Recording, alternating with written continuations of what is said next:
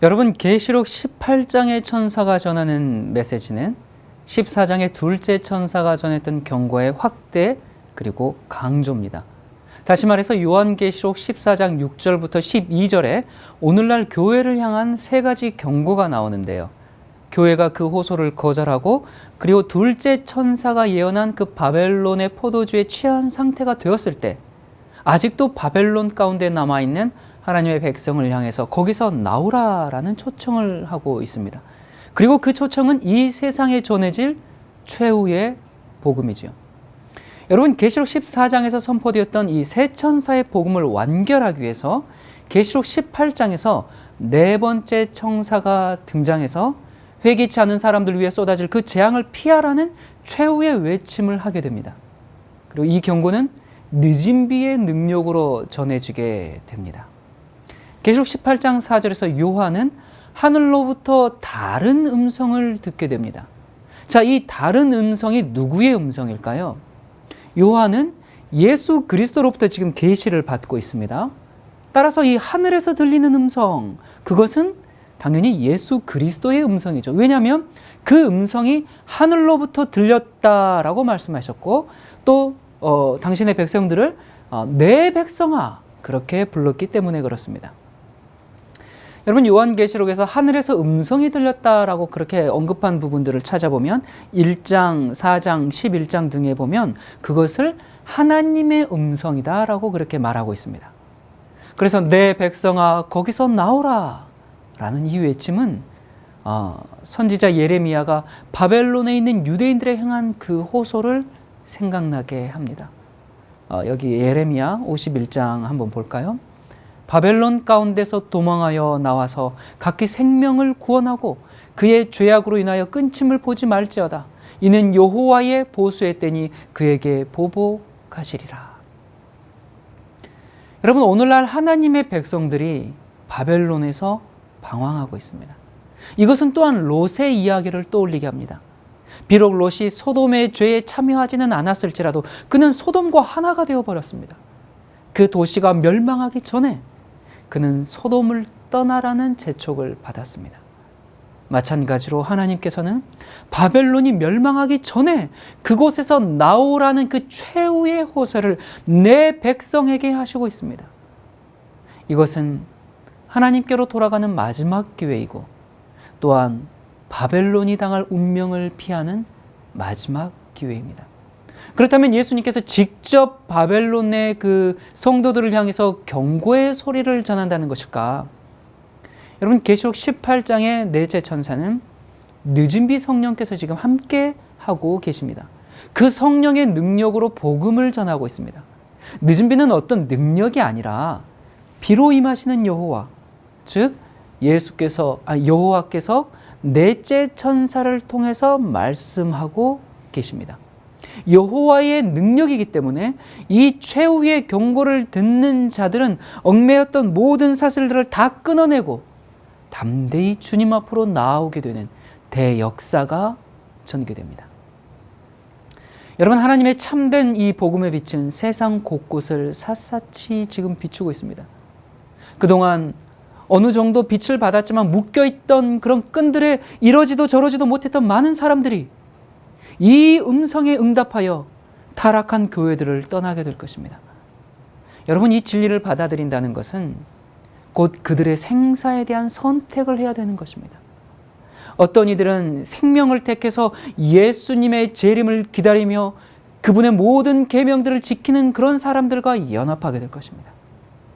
여러분은 어떻게 하시겠습니까? 바벨론 가운데 그냥 남아 계실 것입니까? 아니면 하나님의 계명을 지키고 예수의 믿음을 가진 사람들과 연합할 것입니까? 여러분, 여기 넷째 천사가 가지고 있는 큰 권세는 그들의 능력이 아닙니다. 그것은 여호와의 권세입니다. 그들에게는 놀라운 이적들이 행해졌고 병든 자들이 고침을 받고 표적과 기사가 믿는 자들에게 나타날 것입니다. 오늘날 그냥 어설프게 흉내내는 그런 짝퉁이 아니고 참 성령의 역사가 세상을 뒤엎을 것입니다.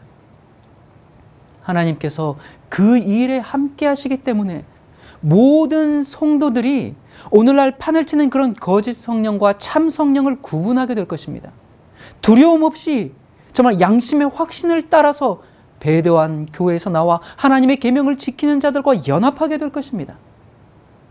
그리고 이때는 마치 우리가 사도행전에 보면 빌립이 이디오피아 여왕 그 간다게의 국고를 맡은 환관에게 복음을 전하도록 그렇게 이 성령께서 인도하시고 말씀하신 것처럼 마지막 때에도 그런 일이 일어날 것입니다.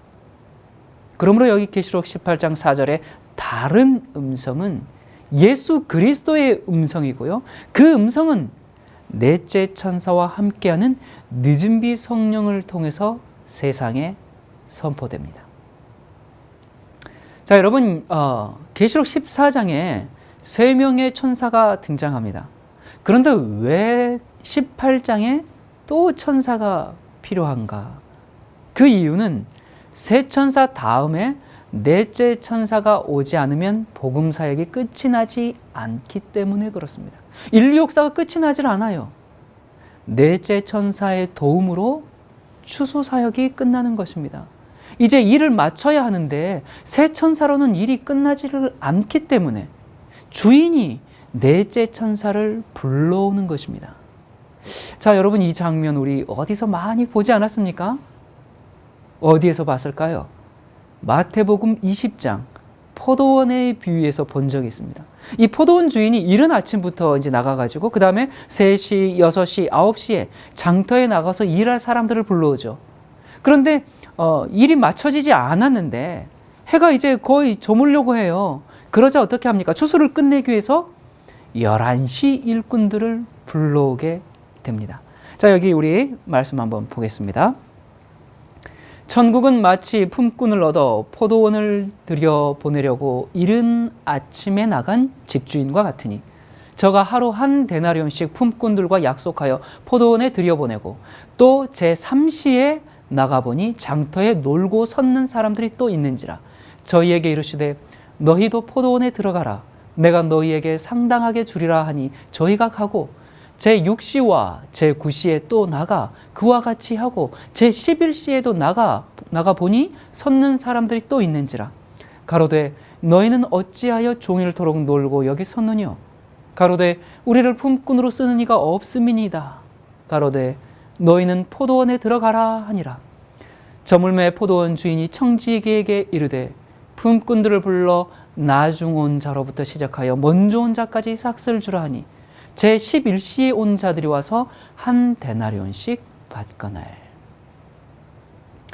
여러분, 이 포도원의 비유는 이 비유 자체로 끝나지 않고요. 역사에서 실체화되는 그런 말씀입니다. 여러분, 이 말씀이 그저 주인이 참 넓은 마음을 가지고 있구나, 넓은 아량을 가지고 있다, 하나님은 그런 넓은 마음을 가지신 분이다, 그걸 설명해 주는 비유가 아닙니다. 인류 역사 각 시대의 모습을 볼 수 있는 아주 특별한 메시지가 담겨져 있습니다. 여기 보니까 3시, 9시, 11시 그렇게 이제 이 시간이 나오는데요. 이 유대인들의 시간 개념인데요. 여기에다가 6을 더하면 현재 우리가 사용하는 시간이 됩니다. 그리고 유대 시간으로 12시, 그러니까 오후 6시가 되면 일을 마치고 이제 집에 돌아가고 휴식에 들어가는 것처럼 이 현재 인류 역사의 시간은 일이 맞춰질 시간, 즉 12시에 예수님의 재림에 매우 가까이 와 있습니다. 여러분, 이른 아침은 오전 6시인데요. 유대 시간으로는 0시입니다. 그러니까 포도원 주인이 지금 이른 아침에 장터에 나가서 최초의 일꾼들을 이제 불러옵니다. 여러분, 그들은 선택된 민족, 아브라함의 자손인 이스라엘 백성입니다. 하나님께서 아브라함을 부르셔서 구속의 역사를 설명하시고 하나님에 대한 지식을 전하는 사명을 가진 민족으로 삼으셨습니다. 그래서 모세를 통해서 십계명이 소개되었고요. 그리고 오늘날 우리에게 구약 성경이 있도록 한 최초의 일꾼들입니다. 그런데 이 주님의 포도원의 부름을 받았는데 그들은 스스로 의롭다라고 생각하고 우리만이 구원받는다라고 교만한 그런 자리에 들어가고 말았습니다. 그래서 이제 하나님께서 그 다음부터 세시 일꾼들을 부르기 시작하는데요. 자, 매우 흥미로운 것은 여기 지금 이 3시, 9시, 11시에 온 일꾼들은 바로 계시록 14장에 세 천사가 전한 그 복음의 순서와도 매우 일치한다는 사실입니다. 자, 여러분, 이 3시 일꾼들은 몇 시에 온 일꾼이라고요? 오전 9시 일꾼들입니다. 자, 그러면 이 3시 일꾼들은 예수님의 제자로 구성된 초대교회의 일꾼들입니다. 우리가 이 사도행전 2장에 보면 베드로가 이제 때가 제 삼신이 이러면서 우리가 취하는 것이 아니다, 이런 이제 말씀을 하죠. 왜냐하면 이 말씀을 할 때 지금 이제 제자들이 그 이름비 성령을 받고 각 나라의 방언으로 복음을 전하자 사람들이 뭐라고 합니까? 사도들을 가리켜서 저 사람들이 술 취해서 방언을 한다, 그렇게 조롱할 때 베드로가 지금 오전 9시는 우리가 일하는 시간이다. 그러니까 우리는 3시 일꾼이다. 그것을 예언적으로 언급한 것으로 우리가 볼 수 있습니다. 자, 그런데 그들이 무슨 복음을 전했습니까? 회개하십시오. 천국이 가까웠습니다. 심판하실 시간이 이르렀습니다. 이게 다 초대교회 때 전했던 복음입니다. 예수께서 하나님의 아들 그리스도, 즉 창조주 하나님 되심을 믿고 경배하십시오. 이 복음을 전했습니다. 그렇죠? 자, 그런데 요한계시록 14장에 세 천사가 전하는 복음이 나오는데 첫 번째 천사가 전하는 메시지가 뭐죠? 그가 큰 음성으로 가로되 하나님을 두려워하며 그에게 영광을 돌리라.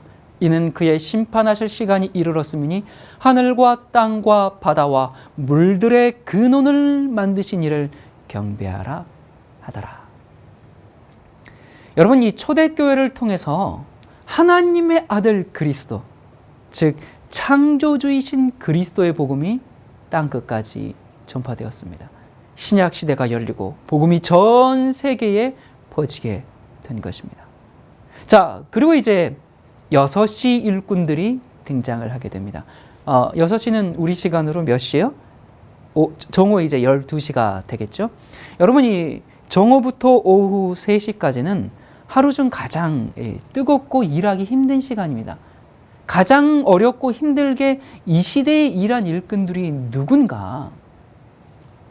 여러분, 1000년 이상 천주교회가 세상을 지배할 때 그 중세 암흑 시기에 무려 5천만에서 약 1억 명에 가까운 사람들이 뜨거운 핍박 속에서도 진리를 고수하기 위해서 순교했습니다. 하나님의 진리를 고수하기 위해서 싸웠던 종교개혁 시대의 일꾼들입니다. 그들은 계시록 14장의 둘째 천사의 복음인 적그리스도의 정체를 밝히고 바벨론의 죄를 폭로하면서 개신교회 운동을 시작했습니다. 여러분, 우리가 계시록 14장을 한번 볼까요? 자, 14장 8절입니다. 또 다른 천사 곧 둘째가 그 뒤를 따라 말하되 무너졌도다 무너졌도다 큰 성 바벨론이여 모든 나라를 그 음행으로 인하여 진노의 포도주로 먹이던 자로다 하더라. 여러분, 로마 캐톨릭은 바벨론이 되었습니다. 그래서 교황권은 적그리스도다, 바벨론에서 나오라 라는 운동이 바로 프로테스탄트 개신교의 시작입니다. 그러니까 이 계시록 14장의 둘째 천사의 메시지가 바로 종교개혁 시대의 메시지임을 아주 잘 드러내주고 있습니다. 자, 그리고 이제 9시 일꾼이 되었습니다. 9시는 오후 3시가 되겠죠. 다니엘서 8장에 예언된 2300주야의 그 시간이 끝나고 예수께서 대심판의 사역을 시작하신 1844년 이후부터 일한 일꾼들입니다. 여러분, 1844년 이후에 무슨 복음을 전했습니까? 그들은 계시록 14장에 이 짐승의 표와 하나님의 인에 대한 전쟁, 즉 세 번째 천사가 전했던 복음을 그때부터 전하기 시작합니다. 정말 그런가? 우리 계시록 14장에 있는 말씀 또 보겠습니다. 또 다른 천사 곧 셋째가 그 뒤를 따라 큰 음성으로 가로되 만일 누구든지 짐승과 그의 우상에게 경배하고 이마에나 손에 표를 받으면 그도 하나님의 진노의 포도주를 마시리니 그 진노의 잔에 섞인 것이 없이 부은 포도주라. 거룩한 천사들 앞과 어린 양 앞에서 불과 유황으로 고난을 받으리니 그 고난의 연기가 세세토록 올라가리로다. 짐승과 그의 우상에게 경배하고 그 이름의 표를 받는 자는 누구든지 밤낮 쉼을 얻지 못하리라 하더라. 성도들의 인내가 여기 있나니 저희는 하나님의 계명과 예수 믿음을 지키는 자니라. 계시록 14장의 세 천사의 복음이 초대교회, 종교개혁 시대, 그리고 재림운동 이후 시대, 기독교 역사에서 정확하게 이 순서대로 전해졌음을 우리는 확인하게 됐습니다. 그리고 1844년 이후부터는 계시록 14장의 이 세 천사, 그러니까 첫째, 둘째, 셋째 이 세 천사의 메시지가 이 1844년 이후부터는 모두 한꺼번에 같이 전해지는 삼중 복음으로 전해지게 됩니다. 여러분, 첫째 천사의 메시지가 뭐였습니까? 창조주 하나님을 경배하라는 것이고, 둘째 천사는 잘못된 가르침인 바벨론의 포도주에서 나오라는 것이죠. 그리고 셋째 천사는 짐승의 표를 받지 말고 하나님의 계명과 예수 믿음을 지키라는 이 복음이 각 시대마다 하나씩 전해졌는데, 재림운동 이후부터는 이 세 복음이 이제 동시에 한꺼번에 삼중 경고로 전해지는 시대입니다. 그런데 11시 일꾼이 등장합니다. 그들은 오후 5시에 일하는 일꾼들인데요. 그것은 바로 우리가 살고 있는 바로 이 시대입니다. 예수님의 재림 직전의 시대, 인류 역사의 문을 닫기 1시간 전에 긴박하게 투입되어서 적그리스도와 짐승의 표의 정체를 밝히고, 하나님의 영광의 사본인 십계명의 회복과 인간 성소의 정결, 죄를 승리하는 거룩한 삶에 대한 복음, 그리스도와 사탄 사이의 우주적인 대전쟁, 그리고 재림 전에 있을 심판과 영원한 복음, 그리고 예수 그리스도의 재림을 전하는 그런 사명을 맡은 일꾼들입니다. 특별히 온 세상을 환하게 하는 의의 복음, 사람의 아들 그리스도라는 성육신의 복음을 전합니다. 여러분, 포도원 주인이 3시, 6시, 또 9시 이렇게 이 3시간마다 일꾼을 불렀기 때문에 이제 9시 다음에, 그러니까 오후 3시 다음에 3시간이 지나면 일이 맞춰지는 12시, 그러니까 오후 6시가 돼야 합니다. 이제 12시가 돼서 예수님의 재림으로 역사는 끝이 나야 합니다. 여러분, 새 천사가 왔어요. 그리고 새 천사로 말미암아 복음 사역이 완수되어야 했습니다. 그런데 이 셋째 천사인 9시의 일꾼들이 자신들의 시대적인 사명을 온전히 인식하지 못하고, 자기들이 전해야 할 그 사람의 아들 그리스도라는 지극히 소중한 복음으로 죄에 대한 승리와 하나님의 계명에 대한 완전한 순종을 통해서 하나님의 영광, 하나님의 성품의 빛을 온 세상에 비치지 못하니까 하나님께서 마지막 1시간을 남겨두고 11시 일꾼들이 필요하게 된 것입니다. 여러분, 요한계시록 18장에 나오는 넷째 천사는 바로 11시의 부름을 받은 천사들입니다. 자, 계시록 18장 1절에 보니까 이 일 후에 다른 천사, 그러니까 다른 천사가 하늘에서 내려오는 것을 보니 큰 권세를 가졌는데 그의 영광으로 땅이 환하여 지더라. 여러분, 추수를 마치기 위해서 예수 그리스도의 재림이 이 땅에 임할 수 있도록 11시 일꾼들, 그러니까 넷째 천사를 부르신 것입니다. 그들의 신분은 넷째 천사예요. 그들이 일하는 시간은 11시인 겁니다. 무슨 얘기인지 이해하셨습니까? 그러니까 이 11시에 일하는 넷째 천사는 죄인을 변화시키는 하나님의 능력을 경험함으로 그 영광으로 온 세상을 환히 비추는 사람들입니다. 11시에 일하는 넷째 천사는 인류 역사의 마지막 시기에 살고 있으면서 사람의 아들 그리스도라는 영원한 복음을 전하는 사람들입니다. 11시에 일하는 이 넷째 천사는 자신들이 없으면 예수께서 재림하실 수 없다는 그 시대적 사명을 깨닫고 온전한 굴복과 전적인 헌신을 하는 사람들입니다. 11시에 일하는 이 넷째 천사는 참 연약한 사람들입니다. 영적으로, 도덕적으로, 정신적으로, 체력적으로 모든 면에서 앞선 일꾼들보다 훨씬 불리한 조건에 있는 사람들입니다. 하지만 사람의 아들이신 그 그리스도와 함께 있던 성령의 능력으로 마지막 짐승의 우상과 대전쟁을 치르게 됩니다. 비록 죄된 인간의 본성을 타고 태어났지만 말씀의 능력과 성령의 능력으로 그 중에 약한 자가 그날에는 다윗 같겠고 다윗의 족속은 하나님 같고 우리 앞에 있는 여호와의 사자 같을 것이라는 그 스가랴서의 말씀을 성취하는 용사들이 되는 것입니다. 이들에게 임하는 능력은 늦은 비 성령의 능력입니다. 요엘 선지자는 이렇게 예언합니다. 그 후에 내가 내 신을 만민에게 부어주리니 너희 자녀들이 장래일을 말할 것이며 너희 늙은이는 꿈을 꾸며 너희 젊은이는 이상을 볼 것이며 그때 내가 또 내 신으로 남종과 여종에게 부어줄 것이며 내가 이적을 하늘과 땅에 베풀리니 곧 피와 불과 연기 기둥이라. 여호와의 크고 두려운 날이 이르기 전에 해가 어두워지고 달이 핏빛같이 변하려니와 누구든지 여호와의 이름을 부르는 자는 구원을 얻으리니 이는 나 여호와의 말대로 시온산과 예루살렘에서 피할 자가 있을 것이며 남은 자 중에 나 여호와의 부름을 받을 자가 있을 것임이니라. 여러분, 이 요엘서의 1차적인 성취는 사도시대에 이루어졌습니다. 사도행전 2장에 보면 베드로가 오순절에 성령을 받고 예루살렘에서 설교할 때 바로 이 요엘서의 이 말씀을 인용하면서 지금 너희가 본 그대로 이 말씀이 성취됐다라고 그렇게 선포했습니다. 이 마지막 시대에 이 요엘서의 이 말씀이 다시 한번 성취될 것입니다. 그때는 오순절 사도시대보다도 더 큰 능력으로 임하게 됩니다. 영감은 요엘서의 장면이 초대교회 때는 부분적으로 성취되었지만 마지막 때는 충만히 성취될 것이라고 언급하고 있습니다.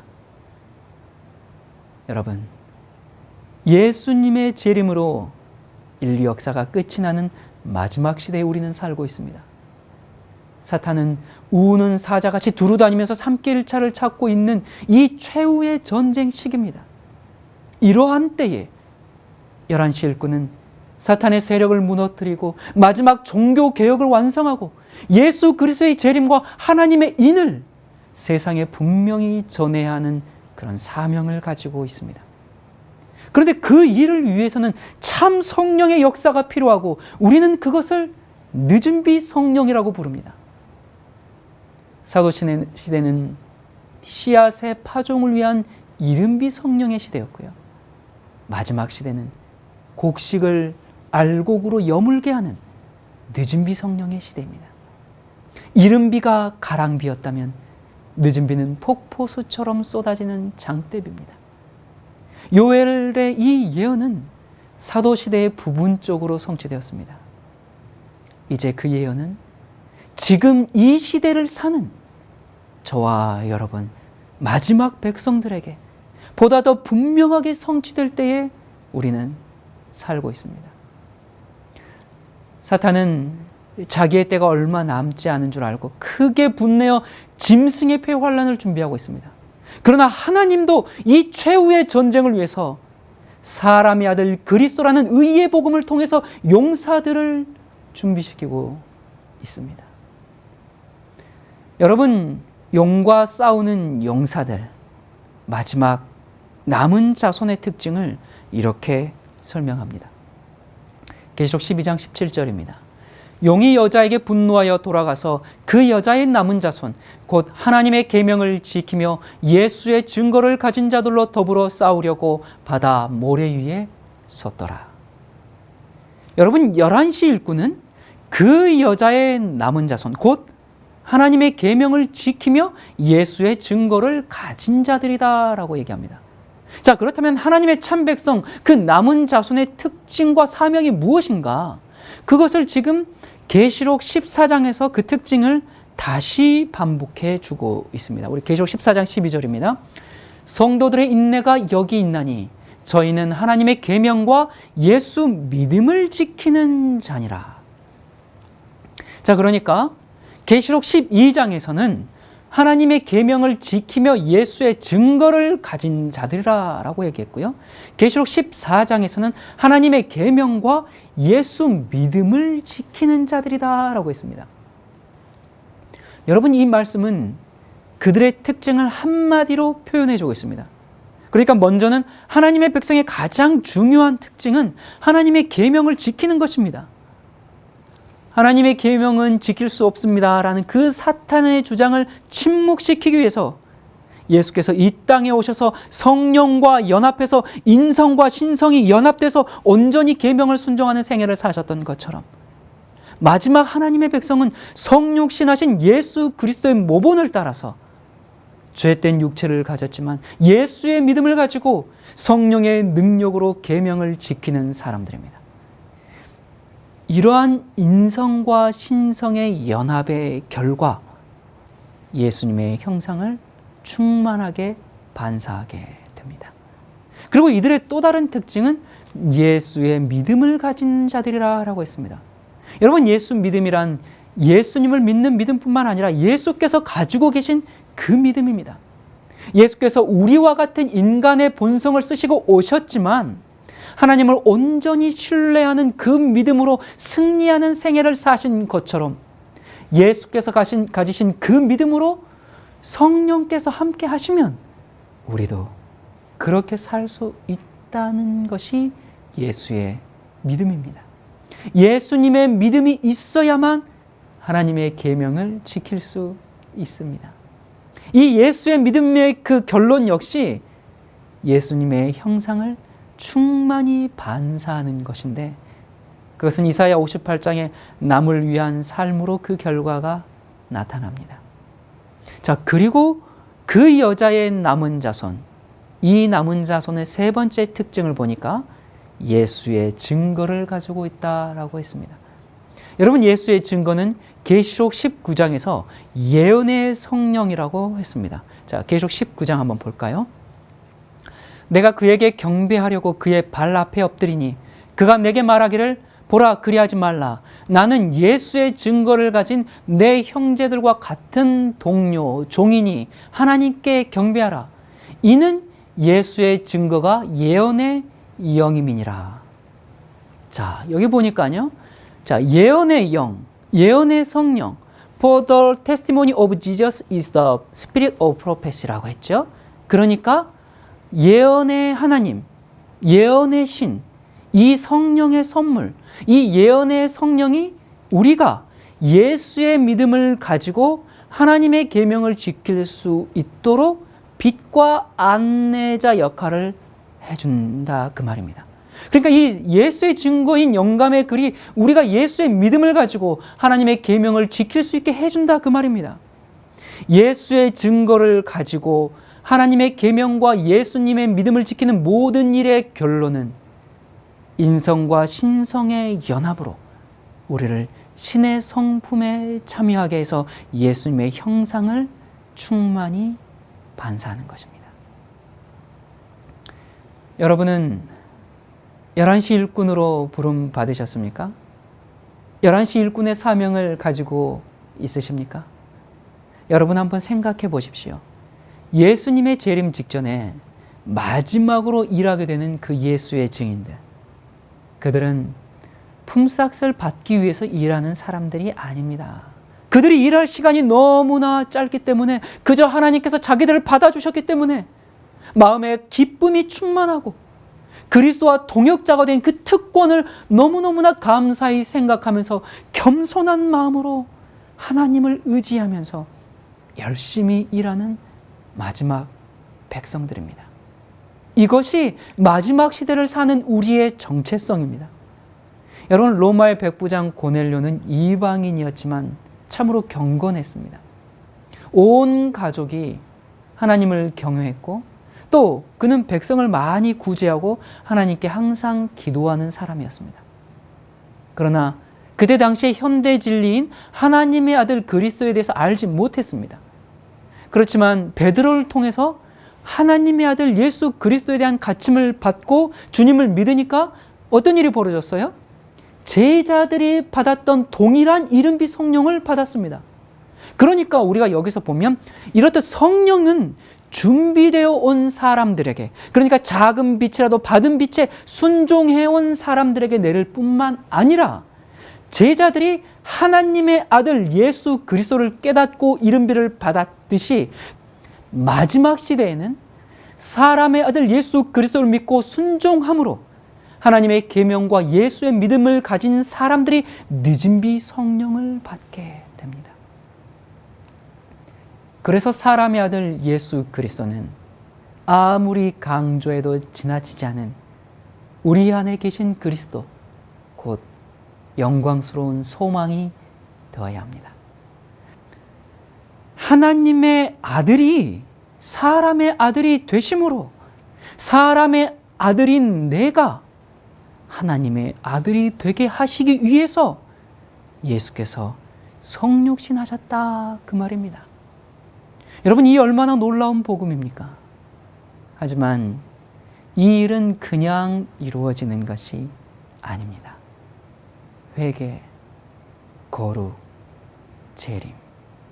여러분, 예수님은 우리를 죄에서 구원하시는 구세주이십니다.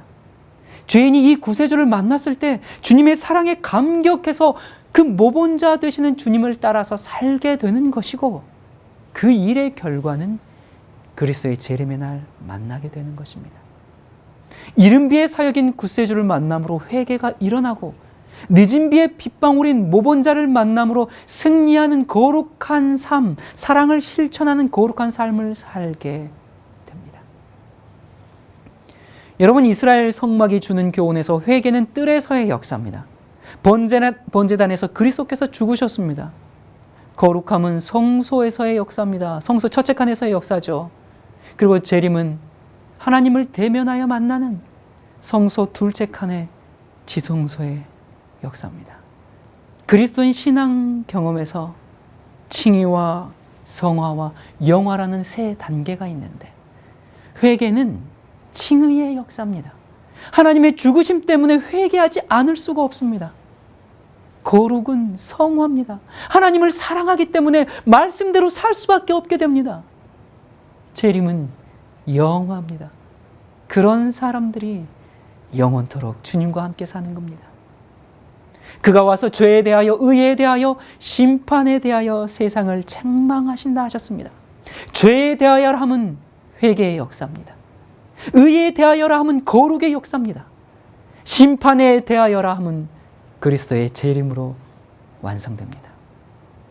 따라서 이 회개운동, 거룩운동, 재림운동이 일어나야 합니다. 이 삼중운동으로 하나님의 증인이 지금 준비되는 마지막 시대에 우리가 살고 있습니다. 그 마지막 백성이 일어나야 합니다.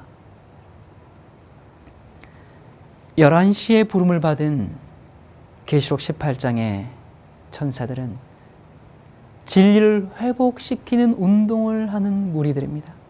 새로운 교단을 만드는 것이 아니라 예수님의 재림 직전에 마지막 백성을 준비시키는 무브먼트, 운동입니다.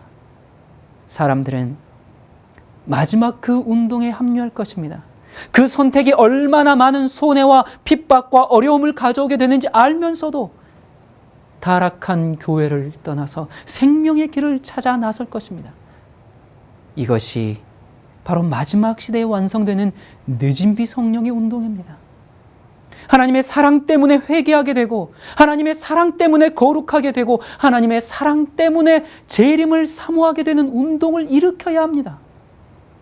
이것이 이 마지막 시대에 우리가 받은 사명입니다.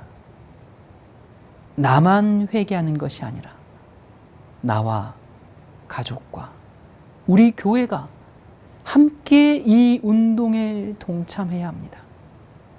회개, 거룩, 재림. 회개운동, 거룩운동, 재림운동. 이 삼중운동에 늦은비의 역사가 일어나기를 정말 간절히 기도합니다. 이 세 단어가 늘 우리의 대화의 주제가 되고, 우리 기도의 가장 중심이 돼서 우리의 소명과 사명을 기억하도록 하십시다. 여러분, 예수님께서 재림하실 때가 다 되었습니다. 참된 회개 운동이 일어나야 합니다. 혼자 회개하는 게 아니라 함께 회개해야 합니다. 그래서 신랑을 맞이할 거룩한 무리가 준비되어야 합니다. 11시에 부름을 받은 이 사람들은 그들에게 주어진 소명과 사명을 위해서 오늘도 자신의 목숨을 초계와 같이 여깁니다. 여러분, 주님이 오실 날이 멀지 않았습니다. 우리를 이 마지막 시대에 살게 하시고 마지막 시대에 전해야 하는 복음을 맡기셨습니다. 우리가 하나님의 계획을 이루어 드리는 예수님의 증인들이 되기를 간절히 기도합니다. 기도하시겠습니다. 은혜로우신 하나님 아버지, 이 마지막 시대에 예수님의 증인들이 일어날 것을 인하여 참으로 감사를 드립니다. 아버지, 우리가 하늘에 가기 위함이 아니라 어떤 상급을 바라는 위함이 아니라 이 땅에서 어떤 부귀와 영화를 위함도 아니라 오로지 예수의 증인이 되어서 예수님을 온 세상에 증거하는 것이 가장 큰 기쁨이 되는 마지막 백성들의 출현을 인하여 감사를 드립니다. 그 자리에 부족한 저희들이 함께 참여하여 하나님의 이름을 영원토록 아름답게 증거하는 주님의 증인들 되게 인도하여 주시옵소서. 예수님의 이름으로 간절히 기도드립니다. 아멘.